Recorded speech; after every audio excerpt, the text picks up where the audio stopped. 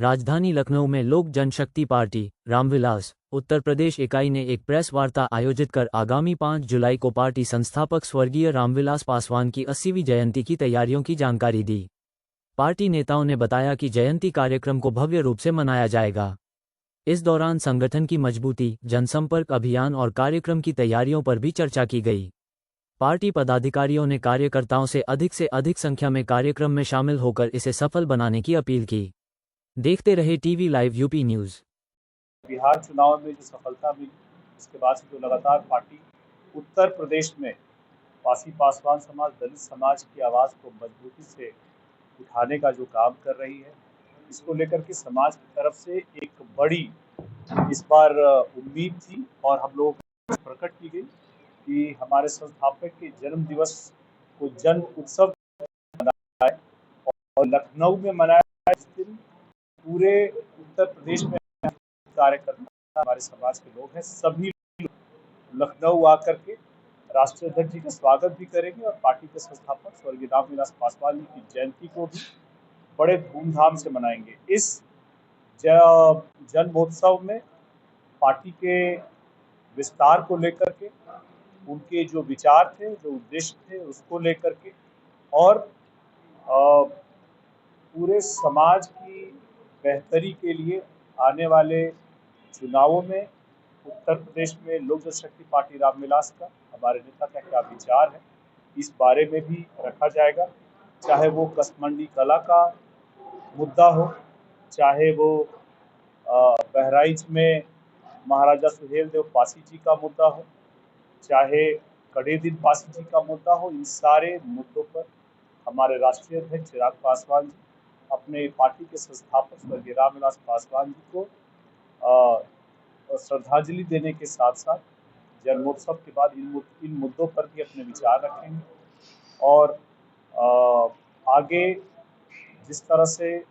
समाज को आगे लेकर के, उनकी आवाज़ को उठाने को लेकर के भी जो बहुत सारे अत्याचार हुए हैं पासवान समाज पर, उन पर भी आगे की रणनीति, उत्तर प्रदेश में आगे की चुनावों की रणनीति पर भी अपने विचारों को रखेंगे। जैसे कि अभी आपने बताया विधानसभा के चुनाव होने वाले, तो काफी महत्वपूर्ण ये आगमन रहेगा चिराग जी का। किस तरीके से उत्तर प्रदेश में राजनीति को आगे बढ़ाएंगे लोक जनशक्ति पार्टी? आपको याद होगा जिस वक्त केंद्र में जनता दल की सरकार थी, गठबंधन की सरकार थी और 13 पासी समाज के लोगों की हत्या प्रतापगढ़ में की गई थी। पहली बार ऐसा हुआ था कि स्वर्गीय रामविलास पासवान जी उस वक्त के प्रधानमंत्री विश्वनाथ प्रताप सिंह जी को, भगवान उनकी आत्मा को शांति दे, उनको लेकर के वो चले गए थे उन सारे परिवारों के पास और उन परिवारों के साथ मजबूती से खड़े रहे, उनको न्याय भी मिला। हम लोग भी उनके इस मिशन को आगे बढ़ाने का काम करेंगे और इन्हीं सारी चीज़ों को अगर आप ध्यान में रखते हुए आप याद कीजिए, लोकसभा चुनाव 2024 में जिस तरह से उत्तर प्रदेश में एक बहुत बड़ा तबका है पासवान समाज, दलित समाज, उनको भरमा करके जो वोट लिया गया और अत्याचार बाद में उनके ऊपर किया गया, लगातार आपने देखा होगा अलग अलग माध्यम से, मगर वोट लेने के बाद उस समाज के साथ खड़े रहने का काम न सपा ने किया, न कांग्रेस ने। ऐसे में इस समाज को, जैसे बिहार में पासवान समाज है, सरकार का अब भागीदार है, इस समाज को भी कैसे भविष्य में आगे राजनीतिक रूप से, रणनीतिक रूप से, सामरिक रूप से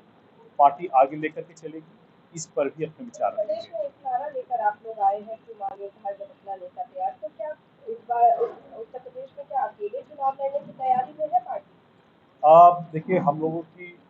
जब हम लोगों ने ये नारा दिया था, हमारा नारा आज भी है, तो समाज को ये बताने की कोशिश किया गया था कि हम लोग को अब किसी और पार्टी से भाड़े के नेताओं की ज़रूरत नहीं है। अगर हम बिहार में मजबूत होकर के आज भी अगर चिराग पासवान जी का पासी समाज की जहाँ घटना हुई थी वहाँ जा सकते हैं, तो समाज को संगठित करने के लिए उत्तर प्रदेश में भी आ सकते हैं और हमारा जब नेता तैयार है आने के लिए, तो हमें अब भाड़े के नेताओं की ज़रूरत नहीं है। तैयारी चल रही है हमारी, लगभग 403 सीटों पर, पूरे 403 सीटों पर हमारी तैयारी है और इन तैयारी को हमको लेकर के हम लोगों ने दलित चौपाल के माध्यम से और नव संकल्प सभा, महासभा के माध्यम से अपने कार्यक्रमों को शुरू कर दिया है। किन मुद्दों के साथ हमारे प्रमुख मुद्दे? हमारे हमारे जो मूल मुद्दे होंगे, दलित समाज के मुद्दे होंगे। ऐसे में सिर्फ दलित समाज ही नहीं, गरीब वंचित समाज जो लोग हैं, जिनको किसी तरह से लगता है कि इस पूरे रेस में पीछे छूट गए हैं, उनको भी हम साथ में लेकर के चलेंगे। और खास करके जो ऐतिहासिक कुछ ऐसे इश्यूज पीछे हुए हैं, जिस पर लेकर के